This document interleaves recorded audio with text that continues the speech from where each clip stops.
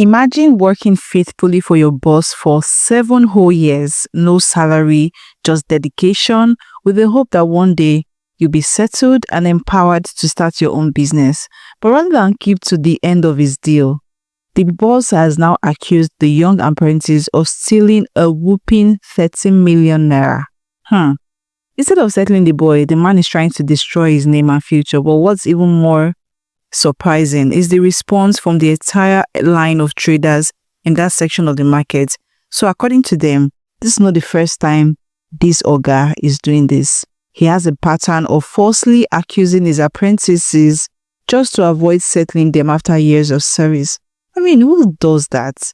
Now, there's a full-blown protest going on in the market, and this market is at Nnewi. Shops are shut, traders are out, calling for justice and demanding that the boy be settled and not disgraced. This is no longer just a one-off case. It's about a growing trend where some bosses take advantage of their apprentices, using their labor for years and then turning around to abandon them. This young man could be your brother, your friend, or even your son. The apprenticeship system is meant to empower young people in Igbo land, to give them a future. If you allow it to be abused, what hope is left for people who don't even have the right resources to further their education or to make it in life? So what do you think should happen? Should the boss be compelled to settle in? I'll tell you something. How many years get served with the man? 7 years. Can you only visit me? Don't go to this market. Let's not focus here.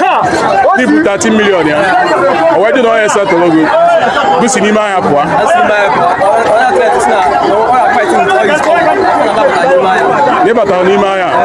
So man, after God said Omega accused me with 13 million, this is my apple. Man, I'm going to kiss you as I have. After you talk about wage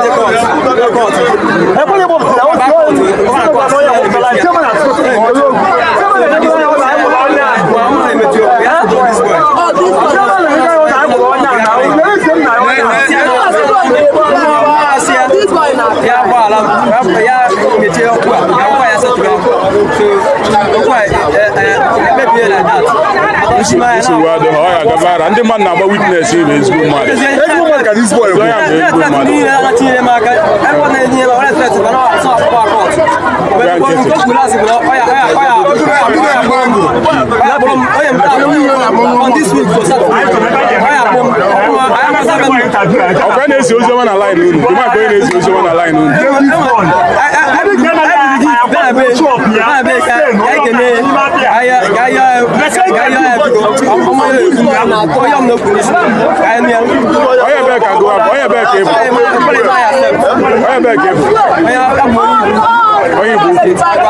And the book he couldn't any maya. And the book couldn't any maya of Maya. So now I'm going there. Well, and the book in on the book electronics market. Oh, I said to you, when while.